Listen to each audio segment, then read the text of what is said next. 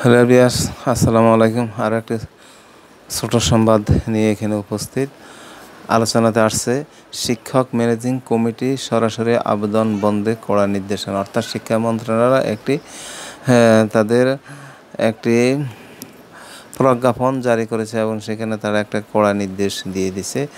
আপনারা একটু জেনে নিন বিভিন্ন প্রতিষ্ঠানে কী ধরনের আবেদন করতে পারবে অথবা পারবে না সে সম্পর্কে ধারণাটি এখানে উল্লেখ করা হলো। আর সেখানে হেডলাইন শিরোনামে দেওয়া হয়েছে শিক্ষক ম্যানেজিং কমিটি সরাসরি আবেদন বন্ধে কড়া নির্দেশনা।